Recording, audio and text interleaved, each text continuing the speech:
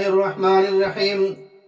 عزیزان محترم، دنیا میں اسلام کے ظہور کے ساتھ ہی دو بڑی طاقتیں ہر محاذ پر اسلام کے آمنے سامنے رہی ہیں، جنہیں ہم یہود اور نصارہ کہہ سکتے ہیں، یہودیت اور عیسائیت کہہ سکتے ہیں۔ چونکہ اسلام سے پہلے دنیا میں یہی دونوں مذہب ان کا بول بالا تھا، اور دونوں مذہب بنی اسرائیل کی نسل میں سے تھے، اور دنیا کی علمی، مذہبی، اقتصادی اور سیاسی بساط پر یہی دونوں مذہب چھائے ہوئے تھے۔ تو یہ مذہب دونوں ایک دوسرے کے حریف ضرور تھے، لیکن ان دونوں کا مشترکہ کوئی اور حریف نہیں تھا۔ لہذا میدان میں یہی دونوں مذہب صدیوں تک ایک دوسرے کی حریفائی کے ساتھ بلا شرکت غیر دنیا پر حکمرانی کرتے رہے۔ یہودیت اور نصرانیت دونوں ہی آسمانی مذہب تھے، ایک تورات کو ماننے والے حضرت موسیٰ علیہ السلام پر ایمان لانے والے، اور دوسرے انجیل کو ماننے والے حضرت عیسیٰ علیہ السلام پر ایمان لانے والے۔ اور حضرت موسیٰ اور حضرت عیسیٰ علیہ السلام دونوں بنی اسرائیل میں سے تھے، اور بنی اسرائیل وہ نسل ابراہیمی میں سے تھے، تو لہذا یہ یہودی اور عیسائی دونوں اپنا جد اعلیٰ اور مرشد جسے مانتے تھے وہ حضرت ابراہیم خلیل اللہ علیہ السلام کی ذات گرامی تھی۔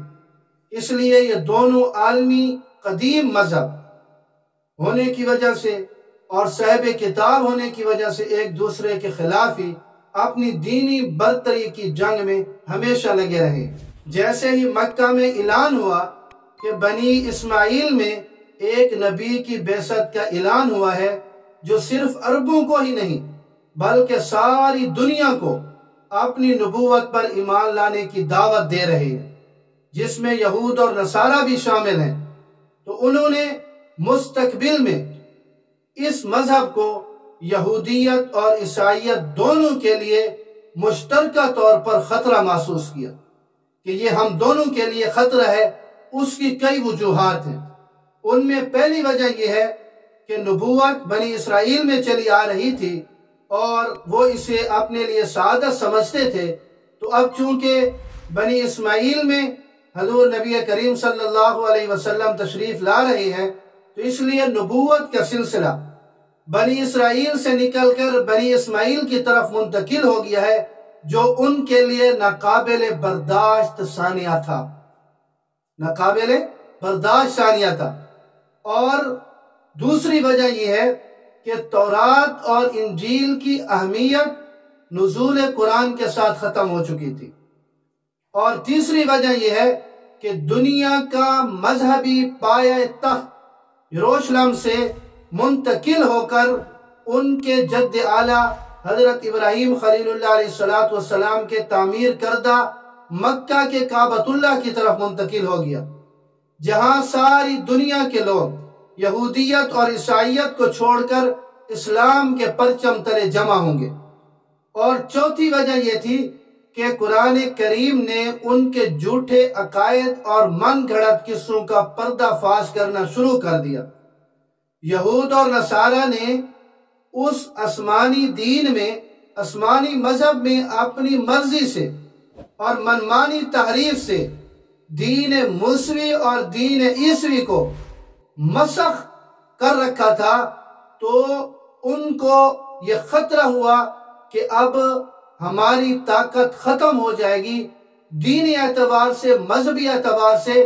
تو یہ وہ اسباب تھے جن کی وجہ سے ان دونوں مذہبوں نے روز اول ہی سے اسلام کے خلاف اور مسلمانوں کے خلاف نفرت کی مہم چلائی، اسلام اور پیغمبر اسلام پر بدترین قسم کے الزامات لگائے، اور دوسری طرف ان کی طاقتور حکومتوں نے ہر طرف سے اسلام اور مسلمانوں کے خلاف حملے شروع کیے۔ تو یہ وہ اسباب ہیں جن کی وجہ سے آج یہودیت اور عیسائیت روز اول ہی سے اسلام مذہب کو اپنے لیے خطرہ سمجھتی ہے۔ تو اس کی روز بروز سازشیں اور اس کی مکاریاں بھی عروج پر ہیں اور اسلام کو وہ مٹانے میں لگے ہوئے ہیں۔ لیکن یاد رکھیے گا کہ اسلام غالب ہونے کے لیے آیا ہے، مغلوب ہونے کے لیے نہیں۔ ان کی جتنی بھی سازشیں ہیں، جتنی بھی مکاریاں ہیں، سب کی سب دھری کی دھری رہ جائیں گی۔ اسلام غالب رہے گا، غالب تھا، غالب ہے اور غالب رہے گا انشاءاللہ۔ اللہ رب العزت ہمیں دین اسلام پر چلنے کی توفیق نصیب فرمائے۔